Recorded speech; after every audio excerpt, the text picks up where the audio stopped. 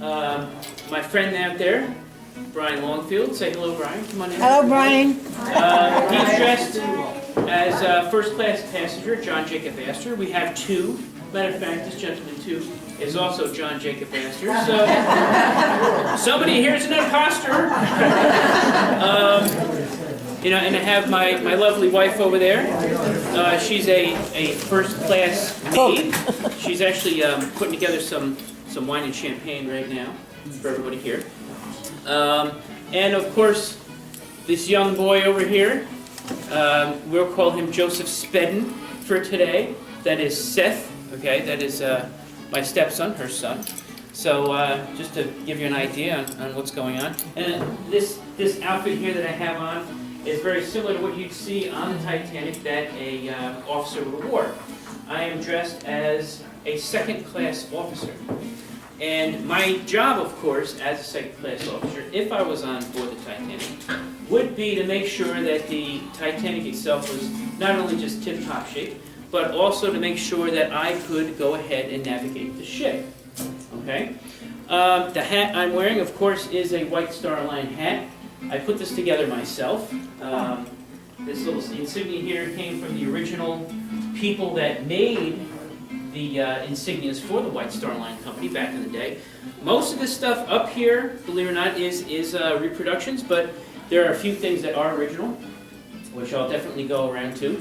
And everybody has, of course, put their heart and soul into this particular assignment that we have going on. A little bit about myself, I guess. I'm a history teacher. I teach in Bedford Hills Correctional Facility, which of course is a max facility for women, so that's a treat, to say the least. Right. That's definitely a treat. I hear stories. I know. There's a story every day. There's a story. Oh, there's a story for everything. And of course, the whistle that I just blew, of course, is a White Star Line whistle that the officers would have had, of course, on board the White Star Line. Let's hear it. Say again? Let's hear it. Oh, you want to hear it again? All right. Close your ears. No, this won't be too bad. Little loud. 3 dogs just came to the door. Yeah. Now all the dogs are going to be barking outside. I blew this whistle.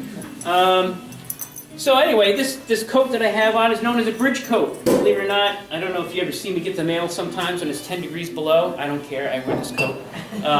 This is the woman's coat that I do own. So it is matter of fact, it's based on the U.S. Navy. So any Navy guys up here? Oh, there's one.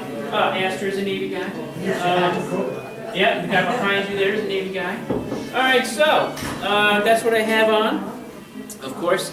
And because of the heat that's coming off of this coat, I am going to take this off so I don't die. So just a word about the Titanic itself. I've been involved with Titanic history ever since I was about 9 years old. That seems kind of odd and far-fetched, I guess, but in 1985 is when they actually discovered this ship lost in the bottom of the North Atlantic. Okay? And as a result of all these findings, of course the Titanic has become myth and legend, a lot of it. There's been stories about survivors and things like this, and it's been built up over time. Matter of fact, in 1997, they had the movie, The Titanic, right? Who was in there? James Cameron made it, okay? And we had Leonardo DiCaprio, Kate Winslet, right? So there's some big names in this thing, right? But that became like, it's like an ebb and flow of things. In 1912, everybody talked about the Titanic, because of course, that's when the disaster happened. She's serving champagne, by the way. So, just a quick reminder, okay? On the tables, in case you don't know, we have white wine and red wine, okay? This here are actual pictures that I drew, but there are numbers on here that represent the lifeboats that actually made it back, okay? So these are survivor number lifeboats that are on here, in case you're wondering what those numbers are. Let me see, what else? That's okay. Yes. Thank you. You're welcome. The boarding passes that you have numbers on them. Don't lose those numbers, because those numbers symbolize a number that is going to be maybe called in your favor. We have 3 bottles of White Star Line wine over there, and 1 bottle of champagne. They're real stuff. Okay, I assure you. So that's of course that's part of it too as well. There's a box over here that says donations, suggestions. There's pens on your tables. You can write down if there's any kind of donations or suggestions that you want to drop in the box. You can do that. It's all good. Suggestions like what we should present maybe next time. Okay. So with that said, let's move on to the Titanic. So this is kind of an interesting topic. A lot of people here, obviously everybody. This is how the Titanic came to be. There was this dinner party that was going on in 1907. And apparently there was this guy there by the name of Lord Pirrie, okay? And he was the chairman of Harland and Wolff Shipyards. And as a result, he, as a result, he was the director of Harland and Wolff Shipyards, and you had the director of the White Star Line, who was Bruce Ismay. I'm sure a lot of people heard about Bruce Ismay. As a matter of fact, if you watch the movie, Bruce Ismay himself, he got onto one of the last lifeboats, Collapsible Sea, and he was, of course, labeled as a coward at the end of the movie, and throughout his whole career, you know. And so that's how this all came about. Yes? Didn't Ismail commit suicide? No. No? Ismay did not commit suicide, but he was, for lack of a better term, a bit of a drug addict until about 1937, until he passed away. He was living in Scotland until his passing, and he was just so overwrought with grief and the fact that he let down people from the White Star Line that he dropped out of becoming part of the White Star Line after the disaster. And in 1913, that was it. He resigned, and then he lived real quietly, you know, on his own until that time. And then you really didn't hear from him afterwards. So that's kind of interesting. Now, just a disparity. I'm gonna get into this a little bit, but if you notice, the tables are set up a bit different. Okay. Over here you don't have any wine bottles. Okay. Over here you do have wine bottles. So what we try to do, of course, we have a lot of people here tonight, but we try to sort of separate out class distinctions a little bit. Okay? You have first class and third class. Third class is kind of like, you know, serve yourself kind of thing. First class, you'll have service. So we did this on purpose because that's how it was set up in the White Star Line. Okay? So let's keep going on with this ship. Now, it costs an exorbitant amount of money in order to build a ship of this size. Matter of fact, they wanted to build 3 ships of this size. Sounds like the Nina, the Pinta, and the Santa Maria, right? But it's not really that. They had the Titanic, the Olympic, and the Gigantic. All right? And all this came about in 1907 over a dinner party. Who knew? So, Bruce Ismay comes back to the White Star Line, and he talks to the director, Thomas Andrews. And he says, Andrews, we're going to build these 3 huge sister ships. Okay? The Gigantic was never built. Instead, they rebuilt it. They built it under the name of the Britannic. The Britannic never saw service for, you know, average people because World War I started. So that became a hospital ship. Okay? So that's just a little bit of history. The Olympic also served as a troop carrier ship during World War I. She made it all the way through until 1936, and then she was scrapped. The Titanic, as you know, fortunately hit that iceberg. The Britannic sunk off the coast of Crete, which is like Greece, right? It hit a water mine, and it exploded, and then it set. So now it sits underneath, I don't know, 360 feet of water. So you can actually dive and see the Britannic today. Titanic, not so much. It's about 2.5 miles down. So it's a little far to be diving, you know. to go check this out. So the person that funded the Titanic was our very own J.P. Morgan. Anybody know who J.P. Morgan is? Huge industrialist, right? Money. He was one of the guys that would just get money and make money, right? And even today, there's J.P. Morgan banks, right? Named after him. So his name still survives. Well, International Mercantile Marine is the name of his company. So this is a reproduction stock certificate. You could probably go on eBay and find the real one for about 20 bucks. But they're not bad. You can actually frame one of these in their house and have it somewhere. If you notice on the top, there is a picture of a White Star Line ship. Looks just like the Titanic. But that is common stock certificate that you could have gotten in 1912, okay, if you did actually have White Star Line stock. Right? And your name would put on there, and of course this was a canceled one, but that's what they would look like. You buy shares, and that's what you have. So, with that said, the money was already important, and it was already there. Now, why would they build a ship this size? Several different reasons. First reason is, rich people needed to go places, right? It sounds stupid, but at the time we didn't have any airplanes, or they were in their infancy. So flying around wasn't exactly the thing to do. So what did they do? They took a boat. They took a ship, right? At the time, they didn't have, like for instance, they would have yachts and things like this. Well, you know, you can only go so far on like the Hudson River in a yacht. You couldn't go from here at that time to the Atlantic. So what they did was they made these huge ocean liners, so they said it's going to have three purposes. The first purpose is moving people on vacation, rich people, from one place to the other. The second purpose is, if you notice on the program, it says Royal Mail Steamer, which means it's going to serve as a mail carrying system from one continent to the other. Okay? So that was the second purpose. The third purpose is, a lot of people want to come to the United States, and these people are immigrants at the time. So they had to get from one place to another, and a lot of times the only way to get there was either by boat or by ship.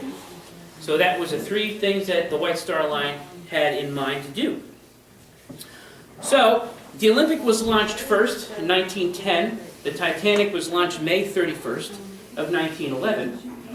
And the Gigantic, of course, wasn't made yet, okay, which, of course, went to the Britannic. So she was big. She was 882.5 feet long, the largest floating man-made vessel ever built at that time.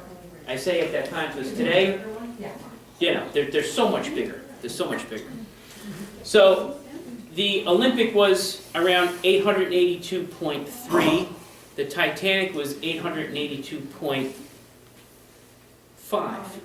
Okay? So believe it or not, that 5 inches makes a difference. Right, ladies? I'll leave that with me. It took a minute, didn't it? Right. That 5 inches makes a difference. So, she was not only just 882.5 feet long, but she was 92.5 feet wide, which is about the equivalent of about a 4-lane highway in today's standards. Now, Titanic had the last name IC, Titanic, Britannic. That was purely White Star Line. Now, if you look at the other line, Cunard, you have Lusitania, Mauritania, what's the other? Carpathia. IA was the last bit of their name, which would say that they were Cunard lines. So it's kind of interesting. IC is White Star, and Cunard is IA. Yeah, it's kind of interesting as you delve into this stuff. So obviously they had all kinds of different things on board the Titanic that made it extremely safe at that time.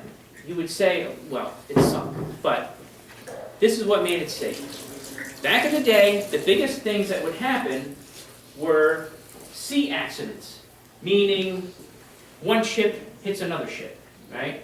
So they made this double bottom hull on this thing, on the Titanic, which means not only did it have just one steel plate on the very bottom, but they had a steel plate on top, and they had a rib that runs the entire way. Just like your ribs here, they had ribs of steel that went all the way through. And they had holes in this ribs of steel, so if you ran over something, it would cut the bottom, but it wouldn't go through the top, right? So everything was kind of protected. Now, the Titanic had 16 watertight compartments. And you say, oh, great, 16 watertight. Well, the Scientific American, which of course is a publication, I think they still publish things today, in 1911 said it was virtually unsinkable. Okay, and because they said it was virtually unsinkable, it slowly became unsinkable rather than virtually unsinkable. So, you know, even in the movie, the Titanic, all of a sudden he says, oh, don't worry about it, the ship can't sink, it can't sink. And of course, this was the age of like purity. Like everything that was said was gospel. So if it wasn't going to sink, damn it, it wasn't going to sink, you know? And unfortunately so, we'll get into why it actually sunk. Now, the cost of this ship was a lot of money. It was $7.5 million at that time. That's that money. Now today it's $200 million to build a ship. Oh, I'm sorry, $400 million. Sorry, $400 million to build a ship. How much do you think it cost to make the movie Titanic? 200 million. So another 200 million, and he would have had the full ship already made. So isn't that crazy? Imagine that. All right, so it took about 22 tons of animal fat and tallow to grease her all up in order to ship her out of the dry dock so she could go get fitted in Belfast. Okay? And as it was getting fitted in Belfast, in Liverpool, who worked on it? Well, you had 15,000 Irish workers, and you had people from France, and you had people from England. And what were they doing? They were making this ship absolutely perfect. It was luxurious to the T. I mean, I'm talking carpet that you can swim in, woodwork that was gilded with real gold, crazy amount of Irish oak, okay, and English furniture, and the stuffing in the first-class chairs were made out of the best horsehair you could buy, okay, and leather. And it even had working fireplaces. And it had a convection oven, okay? They had a convection oven that was run by steam. So it was pretty wild, right? This was like big stuff. And so you think it had a telephone system? Nah, let me say 1912 telephone. Yes, the ship had a telephone system. You couldn't call the United States, but you could call within the ship. So there was a telephone system. State-of-the-art stuff, of course, at the time, was Morse code. Morse code was a big thing. Okay, we're going to get into Morse code in a little bit. This is a U.S. Morse code machine. This is from about 1915. Right, this is an original, and you would just tap this out. Of course, it's very kind of hard to see, but there's a little piece here and a little piece here. There's an in button and an out button. Okay, and this metal piece here runs through here, so when you hit the button, it sends and receives signals. And that's how this works. This is an iPhone. Okay? This right here is an iPhone. It sounds so stupid, right? You look at this and how the hell is this an iPhone? But it is, believe it or not. Now, the job of these guys on board is just unbelievable what they had to deal with. I'll get into a little bit about that too. But that is the modern iPhone at the time.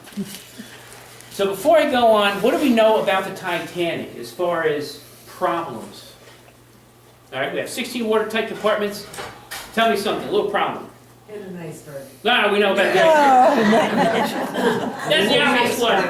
Go ahead. They never had enough lifeboats? Lifeboats. Let's talk about lifeboats for a minute, okay? Now you say, well, lifeboats. How many were actually on board? Well, there were 16, oh, you got it, you had it, right? 16. There you go. 16 lifeboats, and then they had 4 collapsibles, known as Engleharts. And Englehart collapsibles are kind of interesting because the bottom of the Englehart boat is made out of elm, so it's really tough wood, but the inside is also lined with cork. And Engelhart boats, I don't know if anybody here has ever served in World War II, but they had these funny tanks in World War II. They had these canvas sides on them that would roll up so you can roll across the English Channel into France, and it would make it like watertight. Well, the same thing happened with these Engelhart boats. You'd have these metal brackets in the inside, you could pull them up, and then you could lock them into place on each side, and then you could float out. Well, you figure there's 20 of them, so everything's fine. Now, if you saw the movie Titanic, if you noticed, they were walking down the ramp there, right? And Thomas Andrews is like, "Oh, well, Rose, we have lifeboats here, and everything is good." And so he walks by and goes, "Oh, it's a waste of deck space anyway," when he kicks the thing. Well, Thomas Andrews was a guy that talked to this other dude by the name of Alexander Carlisle. Alexander Carlisle was the brother-in-law of Lord Perrier, who was the guy that actually set up the transaction to make the 3 ships. He was a brother-in-law. So Alexander went to him and said, "Listen, dude, we can't have small amount of lifeboats on there. We need 64 lifeboats." And so he went back and forth and back and forth. Harland and Wolff was the company that made the ship itself. White Star Line was the company that owned the ship. So going back and forth, so this is what they came up with. He wanted 64 lifeboats, Alexander Carlisle. Thomas Andrews wanted 64 lifeboats. The White Star Line and the owners reduced this number to 32. Why aren't there 32 boats? Well, I'll tell you that too. There was a regulation that was put into effect in the 1800s. We'll get into that a little bit more. Which basically said that the regulations required 16 lifeboats because they wanted more deck space. So in that movie, that was very accurate when he says, "Well, it's a waste of deck space anyway." Okay, so that's what really happened. So they had these. So instead, they put these Engelhart boats up there, which were collapsible, and they said, "Well, they need 20 of them. That's fine." But of course, we know that it was only room for about half on board, which of course was a big problem. So the Titanic had 29 boilers. Okay. 29 boilers, turns out to be about 46,000 horsepower. Each boiler was 16.5 feet high. So these were gigantic boilers, okay? And also, it had the phone system so they can talk to each other, but there's always a problem because sometimes the people running the Morse code machines had an issue talking to the bridge, even though the bridge was very close. I'll talk a little bit about that. So, as far as passengers goes, we know there's about 2,000 passengers on board. What about crew? How many crew do you think were on board? About 1,000. 892. So just like that. Right, 892 crew. So who are they and what are they? Okay, so there's 3 different departments. I'm dressed as a person who will be working the deck. I am part of the deck department. Okay, White Star Line buttons, everywhere. So I'd be known as an officer. If you were a seaman, you would wear a hat like this, and you'd be dressed in black or blue. This, by the way, is a U.S. Navy cap that I customized to make into a White Star Line cap. But this is exactly what they would have wore. Same type of thing, tied on the side. This is known as a tally ribbon. Tells you exactly what company you work for or what ship you belong to. All right? Now, there's an engine room department. There were 325 people working in the engine room. That means people that would shovel coal. Okay? Coal was king at that time. All right? This is a piece of anthracite coal. I took this out of my wife's car. Why was it my wife's car? Because Seth put it there. I don't know where he is. Anyway, there he is. He's in the back. So You took my coal? I took your coal out of your... I needed it for the presentation. I'll put it back, I promise. Okay. This is the... Don't you have a piece of coal too? Right, everybody needs a piece of coal. Right? Listen, he finds all kinds of stuff. It winds up in our cars. It's just like, this is sacred coal from the car. It's good for Christmas So, stockings. yeah, that's right. You can put it in the Christmas stocking, but this is a piece of anthracite coal. Okay, it's very similar to what, of course, she's finding on the Titanic. They would shovel tons and tons of this stuff in order to make that ship go at least 22 knots, which is about 25 miles an hour. That's as fast as it was going when, unfortunately, disaster struck. So I'll get into that too. So the engine room, who's in there? All right, so you have firemen. There's firemen all over the place. There's engineers, okay? There are medical officers that are also walking around. There's also part of the engine department, believe it or not, because that's where they're located, below decks. Now what about stewards? Okay, stewards would be like what my wife is dressed as, okay? A first-class steward. Also, they had chefs on board. If you were Jewish, they had a kosher cook. So you can have your meals completely kosher on board the Titanic. What about a schedule? So what about officers? What's their schedule like? Well, each day was divided into 6 watches of 4 hours each. Okay? As an officer, as a second officer on board, my watch would start around 6 o'clock at night, but it would rotate. Okay? So it would be 4 hours on, followed by 8 hours off, and to help navigate the ship. So it was big stuff. Now, first class tickets. First class ticket, if you were going to have the creme de la creme, as they say, was $430 US, 86 pounds. I'll give you an example of something. This man here, he worked in the McCartney room. I'll go over what his name is. Harold Bride. He was 22 years old. He actually lived off the Titanic, off the disaster of the Titanic. It would take this poor boy 18 years to save up enough money to go on a first class ticket. 18 years. Making 20 bucks a month. So he'd probably have to eat bologna and cheese for a long time in order to get one first class ticket on board the Titanic. Okay? Let's talk about these guys right here. These are the Marconi room operators. Now, anybody know about the Marconi people? Maybe not. These guys are basically the breath and life of the ship. Put it this way. If you were a first-class passenger, you would have to go to not the Marconi room itself, but you went to the inquiry office, which is down below the Marconi room, and you would say, "Oh, excuse me, I want to send a message to the United States." Right? And what would they do? All right, what would you like to say? Oh, sorry. Oh, he's running around. What would you like to say? Well, you would say your piece, and they would say, "Okay, well, that, sir, would cost you some money, and let me tell you how much it would cost to send a message." So if you were the first class, it would cost you approximately $3 for the first 10 words, and 35 cents each additional one. So give it to you this way.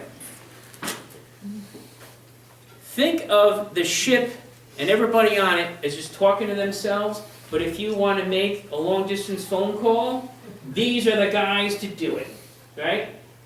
This is like, like I said, this is like the iPhone, right? This is the iMorse, 8.5. So this is what these guys would do. Matter of fact, they were very young.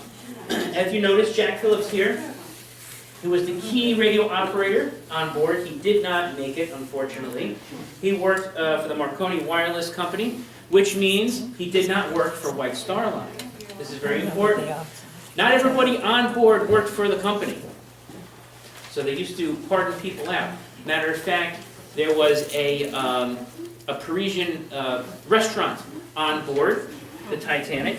And in fact, here's a picture of it here, and it was run by Monsieur Gatti, and he was not part of the White Star Line. He was actually a separate company entity that was put on board in order to serve special food. So, with that said, this is a reproduction Marconi Wireless Operator's hat. If you notice, it is just about the same exact hat that Jack Phillips is wearing in this picture. This was something I put together quite recently for this presentation. And this, of course, the insignia on the front is made in England, just like the original cap was. And the buttons on the side are original 1912 era cap buttons. They're in pretty good shape to be 1912, but they are, I assure you. So this is a Marconi wire operator's hat. Alright, so this is something that Jack Phillips would wear, okay? And of course his friend here, Harold Bride. So the very last message that was ever sent on board the Titanic was engine room full up to boilers. So we'll talk about what that means. Alright. If you notice, before I forget, in case I don't get to it again, MGY. You say, what the heck is MGY? My God, why? No. It's not quite my God, why, but MGY is the call number, or the call code, for the Morse machine that was on board the Titanic. So anything that would say MGY on it was from this ship. So everybody out there would say, okay, if it's from MGY, it's the ship. So everybody out there that had a Morse code machine and had wireless telegraph instruments would have their own code. MGY was the code for the Titanic. This is actually the original, one of the original machines that was on board. It's a lot different than the one that's up here. Okay, this one's probably about the size of a piece of paper. That one, of course, is very small in considering. Okay, and these are, I watched this Titanic documentary and I just had to sort of zoom in and take these pictures off my phone. Crazy, right? But this right here are actual photographs of what's left of the Marconi room that's down below 2.5 miles. This you can see clearly says volts on it. Okay, that's a voltmeter. This is the power meter. It's still on, by the way, all the way 2.5 miles down. And this is one of the pull handles to turn the power on. It's still in the on position. So the last person to touch that was Jack Phillips. And it's still in the on position. Everything down there is exactly the way it was in 1912 when she sent it. Just to give you an idea. All right. So what do you want to do on board? What is there to do? Anybody ever take a cruise today? Yeah. All right, so tell me what it, right, there's probably thousands of them, right? I've taken a couple cruises myself, you know. Not quite on board the Titanic. But, you know, I have gone on a couple cruises. So what do you do on board? What do you got? What do you eat like, I mean, you don't even eat, you graze. I mean, you sit there and it's just like, oh my God.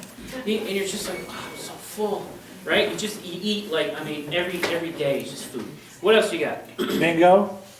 All right, you got bingo. Shuffleboard. Yeah, I believe they still have shuffleboard too. Yeah, you swim. All right, there's swimming, there's shuffleboard, there's Shows. bingo, there's lots of shows, there's like nightclubs, there's, I don't know, Chinese food places, Ice skating. there's bars, there might be ice skating, there's all these things to do. So what about on the Titanic? Did they have all these things? No. Right? A little bit. They had shuffleboard, because that's still popular. They had squash racket courts. Okay? They loved playing squash. Squash racket courts, they had a gymnasium. Women had a writing room. So if you wanted to go and write letters to people, you can sit there and, you know, oh, darling, having a great time on top of the Titanic staircase. Oh, it's so lovely, Rose and Jack kissed for the first time. You know, this kind of thing. Well, believe it or not, Thomas Andrews walked into the writing room. He was on board too. And like I said, he was the managing director. And he walked around the writing room. He said, you know, this place is a little too big. I think when we come back to port, I'm going to cut this in half. This is going to be a stateroom. And you know why he was on board? Because he was watching people. He was a people person. He would go up to everybody and shake their hands. How are you? How's the food? I see you have glasses in front of you. Are they clean enough? The napkins, are they good? Are they up to your par? Oh, this is great. Oh, Joseph Spedman, I saw you playing with your top the other day. How did that work out? Oh, look at the lifeboat. He was everywhere. But this guy was a people person, loved to talk to people, and his job was to find out, to make sure that everything was going right. Well, the writing room was too big for his liking, because not enough women were in there writing letters, or reading. Go figure. So that's what the women could do.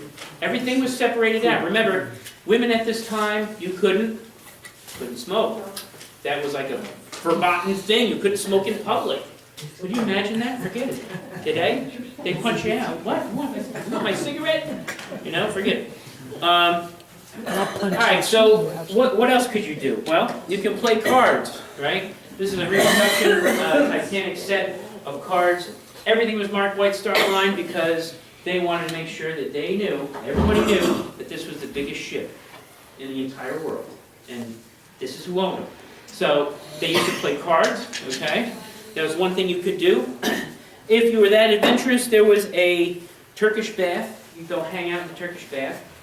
And that's basically a bunch of light bulbs that would make you sweat like a pig. And then, I'm being serious. And then you would have a room that you can sit there and cool down in, okay? And then after you cool down, you could go take a swim. Yes, they did have a pool on top of the Titanic, only reserved for first class, okay? And it's still full today. Sorry. And it was a saltwater pool, by the way. It was a saltwater pool. Not as many fishes. Yes, it was, and it still is now. So it was 25 cents per ticket in order to go to the pool. Deck chairs were available for $1 for the entire ride. So you can go and hang out, but you had to pay to get a deck chair. Matter of fact, Bruce Ismay, who was the director of White Star Line, was also on board, like I said before, and he had his deck chair, and he was hanging out, right? So he loved it. And let's see, what else? Photographs. So what about photography today? Think about it. Is it in its infancy? Well, it's been around since sort of like the Civil War, but there's a lot of people that are still into the photography. So what do they have on board? On A deck, you can go develop your pictures, okay? So that's kind of something interesting too. What if you were a gambling man or a gambling woman? What could you do then? Well, never fear, the White Star Line is here. Had a Guess casino. what they had? A casino. They didn't have a casino, but they had a newspaper. And what did the newspaper cover? Horse racing. Horse racing, right. Horse racing, what's going on, what's the latest news over in New York, what's going on in Europe. They may cover a couple things going on too in France, since people just came from France, okay? Could And you of also course- bet on how far the ship was going to get every day? You know, that's a good question. That I don't know. They may have something, like stats about the ship as well in there, but you can also find little menus on what's going to be served the next day for lunch, okay? So these type of things you could find in the on-board newspaper. So, let's talk about the stops that the Titanic actually did make. It started off in Southampton, okay? And from Southampton, England, it left on Wednesday, April 10th, all right? And the first official stop was in Cherbourg, which is in France. And believe it or not, the SS Nomadic, which was a floating restaurant in France, is now located back in Belfast. It is the only White Star Line ship still available. You can't go on it, but it's there and it's a restaurant. I mean, you can go on it, you can eat, but you can't like sail around and stuff. But the SS Nomadic was a tender, so what's going on with the Titanic? It's so big, it can't park in a port. So they had to leave it out in the middle of the ocean and get the tenders out in order to get people on and luggage off. Okay? That's how big it was. So who was dropped off? Who came in? Well, a lot of people came from France. And I'm not just talking some people who were, you know, third-class passengers or whatever. But they had a lot of first-class passengers as well coming from France. One person that came from France was, of course, our very own John Jacob Astor. Okay? And of course, he was the richest man on board, and he was worth how much, Brian? 200, $2 billion, $2 billion today's money? It was about Crazy money. 85 million, I think. 85 million pounds or something like that, right? So this is crazy money this guy had. But of course, what was he? He was hanging out with his 16-year-old wife. What? How old was he? Oh, he was like in his 40s, was he? 45? Who was in delicate condition. Oh, who was in, yes, delicate condition, which means she was pregnant. Right, so she was pregnant, she was on board, she was in delicate condition, you know. And they just came from France, it was like their honeymoon type of thing. And people in France, what were they getting? They were shopping in France. What else do you do in France, right? You drink wine, eat cheese, and go shopping, I guess, at that time. So they were coming on board, and of course, you know, how many pieces of luggage did he have? 16. 16 pieces of luggage. What? Oh my God. Can it take all that weight? Can the Titanic stay afloat? A man with 16 So 100, pieces of luggage? 16, yeah, crazy. Well, and then there was dresses, you know. You have to count all those steamer trunks full of dresses too. 142 first class, 30 second class, and 102 third class. So third class passengers are starting to get onto on from shoreboard, okay? The second stop was Queenstown, Ireland. By Friday, April 12th, she was receiving iceberg warnings. Dun, dun, dun. So now the plot thickens, right? But of course, where were they going? Well, they were coming from around Newfoundland, okay, and they were coming down where New York is and stuff like that. They're coming from Greenland and Newfoundland. So at this time, it was not uncommon to have floating ice in that time because the weather was starting to warm up a little bit. It was becoming springtime, and these gigantic bergs would crush out of Greenland and come floating down into the shipping lanes. This was common knowledge, okay? So 9 a.m., there was a ship by the name of Coronia, and they reported bergs, growlers, and field ice. So a berg, obviously, we know what an iceberg is. They're gigantic chunks of ice floating around. Usually the bottoms are much bigger than the tops are that you see floating around. But what is a growler? Well, growlers are like small floating icebergs that are just laying on the surface, and field ice is, of course, just like the Hudson River back in the day, used to freeze over, and icebreakers had to go out there. That's called field ice, which means it's, you know, a couple inches thick to a couple feet thick, and it's really kind of dangerous for shipping. All right, so 42 degrees north from 49 to 51 degrees west is what they reported. You don't have to know this. Trust me, there's not a quiz. 11:40, so that was at 9 a.m., 11:40, the Dutch liner Noordam comes in, and they report ice fields in the same area. So, those are 2 iceberg warnings. Sunday, okay, now we're up to Sunday. Sunday, they were supposed to have a lifeboat drill. Did they have a lifeboat drill on Sunday? No. Why was it canceled? Well, the crew testified that such lifeboat measures did not need to happen. The reason why is because they were saying that it was only conducted in dry dock in New York. Yes, this is what they said, this exact words. Crew testified that such drills were only conducted while docked in New York because they were not compulsory under British law. So this is a British ship flying under an American flag because J.P. Morgan sponsored it, right?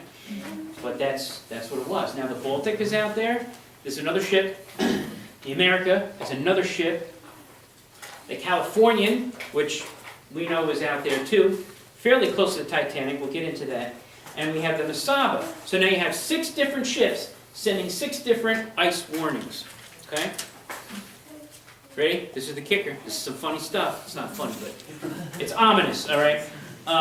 Captain Smith took the iceberg warning from the Baltic, and guess what he did with it? No, he brought it to lunch. So he comes up here and he says, "Oh, check this out, Ismay. Here's an iceberg warning." And Ismay looks at it and says, "Oh, look at that. Hey, that's kind of cool." That's exactly what he did. Oh, all right, that's interesting. So Ismay shoves his thing in his pocket, right? And he walks around first-class passengers, right?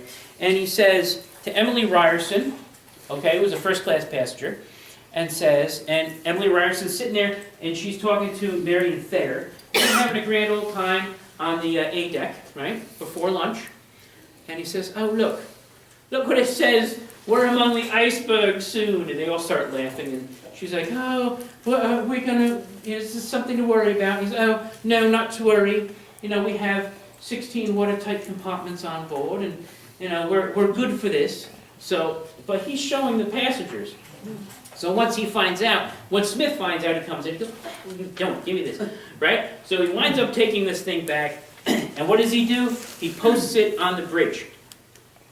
All right? So everybody kind of sees it there. Well, some people see it there, not everybody. So anyway, Captain Smith takes a look at this thing and says, all right, well, if we're going to be on the iceberg path, maybe within about 10 miles, I should change course. I should go maybe 10 miles further south, just in case, just so we can avoid this ice field, right? Well, here comes Harold Bride again, and Jack Phillips, our friends in the Marconi room. And at 7:30 p.m., Harold Bride overhears a warning from the Californian.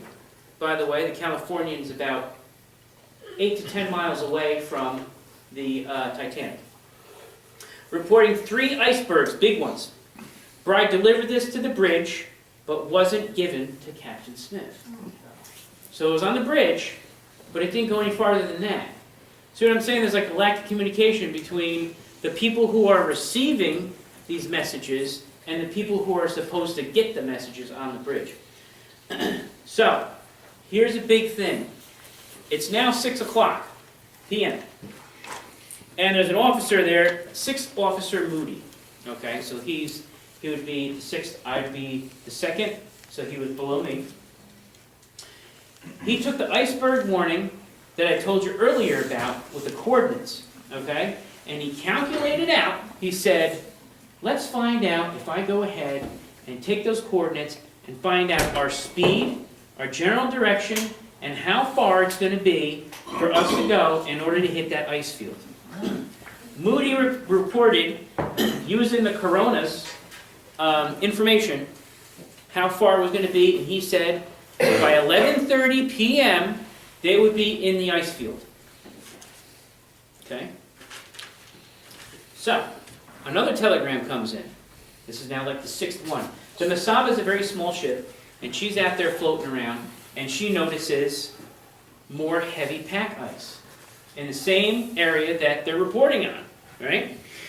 So these were all, all these things Harold Bride and Jack Phillips were picking up, and they were sending to the bridge, and that's as far as they went. Only one of these things was posted. Out of the 6 iceberg warnings, 7 iceberg warnings, only one was posted. And that was probably the one that was in Captain Smith's pocket at the time, right? So 10 a.m. Frederick Fleet comes on his duty, okay? And Reginald Lee. If you know Frederick Fleet, and the whole deal with Frederick Fleet is that he was the Titanic's lookout, okay?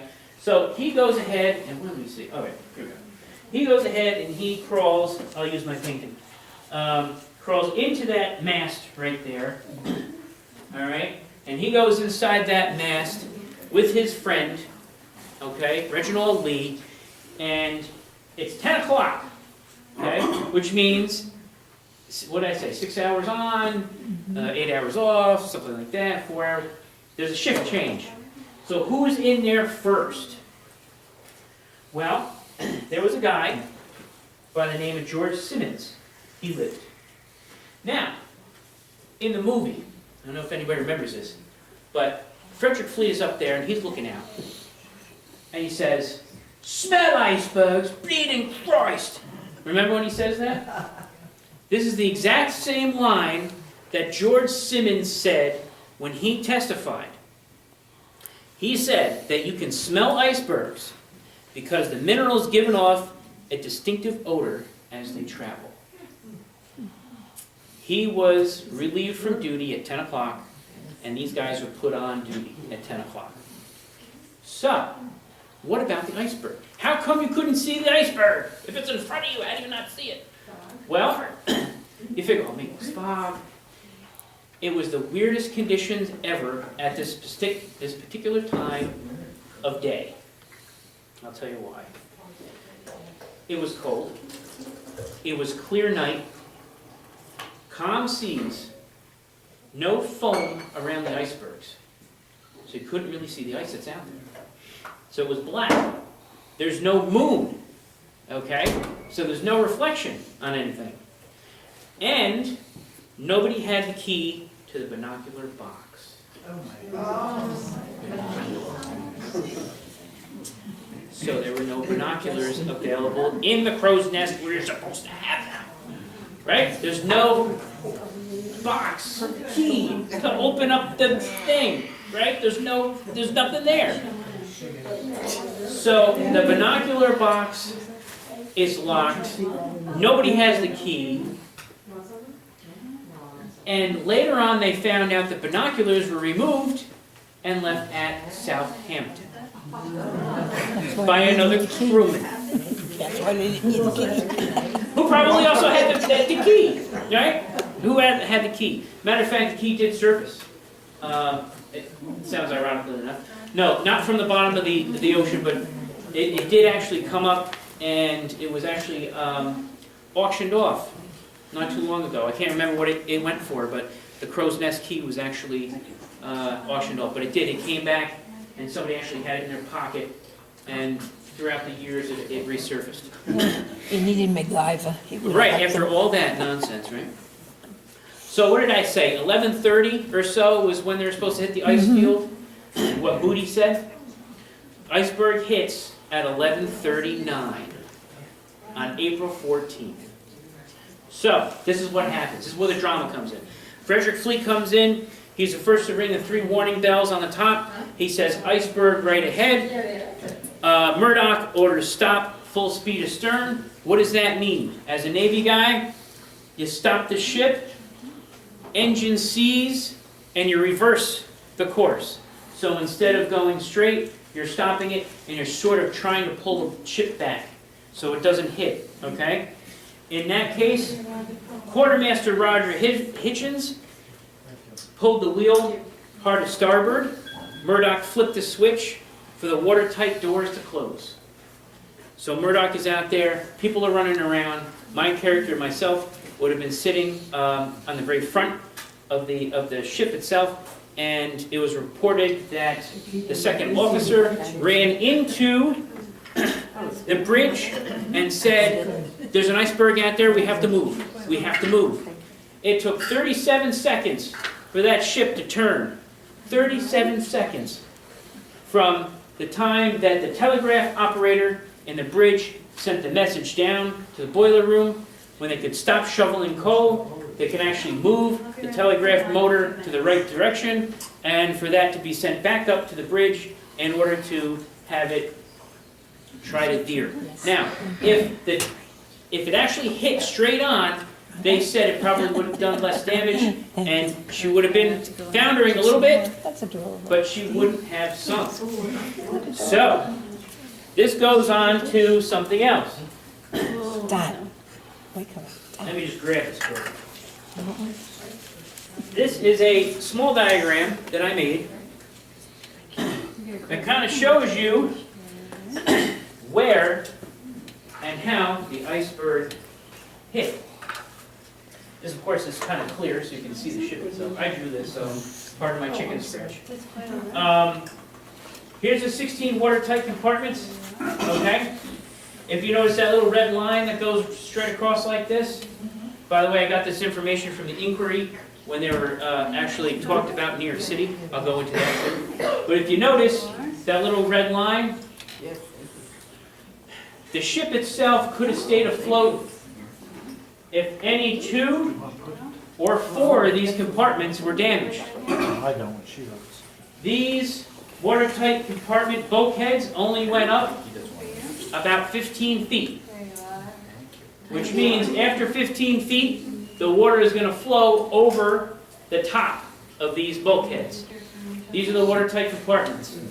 How many are damaged? We have at least 6 damaged. She can't stay afloat after 6. Matter of fact, our friend there, Thomas Andrews, went into the map room with, at this point, Captain Smith. Okay? Poor Captain Smith. Here's a picture of him, 59 years old. This was the last ship he was going to actually take part in. This was going to be his retirement. After this, he was going to retire. Okay? He was 59 years old. He was ready to go. Everybody loved this man. He was well loved. Everybody trusted him. He was part of the Board of Trade. He was friendly. He loved children. He had a dog. Okay? All right? So he was like one of these guys that everybody loved. I don't know if Captain Smith's dog was actually on board, but there were 9 dogs that were on board, and 2 actually survived. Really? There was a Pekingese that lived, and there was another smaller breed dog. I can't remember. But anyway, so Captain Smith is now panicked, of course, and who's in there? But Bruce Ismay's in there. Okay, he is the director of the White Star Line. Thomas Andrews, who was the guy that helped build this ship, he knew every single rivet on this ship, all 3 million of them. Okay, and they go up until in this area here, which of course is the bridge. And so Smith goes to him and says, break out the blueprints. So inside your packet, of course, there is a set of blueprints in the front. These are the blueprints that they looked at. And Ismay says, "You must be daft. This ship can't sink." "What? There's damage?" "Get out of here, we're not having damage." Right? Thomas Andrews said, "Sir, it is a mathematical certainty that we are going to sink." And so Smith said, "Okay, if this is true, how much time do I have?" And he said, "Hour and a half, maybe 2. Maybe 2. And so Smith said, "All right." So at this point, they're still talking, okay? The second officer, of course, me being on duty, all right? First officer, second officer is in there. Charles Lightoller, of course, second officer, me, myself. All the officers are gathered around in the inside of that room right in the front where that steering box is, okay? And where the wheel is, the wheelhouse. And they say, "All right, what are we going to do? We got to come up with a plan." Captain Smith orders to, at 12:05, mind you, this happened at 11:37. They finally got themselves together, okay? They sent Officer Moody down, which was the dude that calculated the time it was going to hit the ice, right? He goes up to Moody and says, "Listen, before we have general panic in here, go down and find out how bad the damage really is." So, what is she? She's the Royal Mail steamer. So the first thing he does is go down this hatchway into this area here, and that is the... Where's my paper? There it is. Excuse me. Well, you know, we have to sell the ship, so... Here's the complete thing. That right there is the mail room, okay? That's located on G deck. G deck is hanging out. They're sorting the mail, and what happens? It starts filling up with water, okay? It's filling up rapidly with water. The 2 mail clerks kind of say, "Whoa!" Of course, they probably don't say "whoa," but they, "Bloody hell," you know? And what do? They grab the mail bags that they can, and they go from F deck to G deck, okay? So they go up like 1 or 2, and they're hanging out there, and Moody comes up to them, and Moody says, "So what's the assessment? Why are you guys up here?" And he goes, "Well, the mailroom's all full of water, sir. What should we do?" And one of them starts laughing. He goes, "Ha! I wonder what's in all those envelopes that are floating around down there. Isn't that kind of funny?" And so Moody said, "Okay, I gotta go." So he goes back up and he reports this to Captain Smith. Captain Smith says, "Oh, so the mailroom is full. Let me go check the boiler room." They didn't get that far because the boiler room was already filling up rapidly with water. At this point, the engines have stopped. Okay? This is where it gets kind of interesting.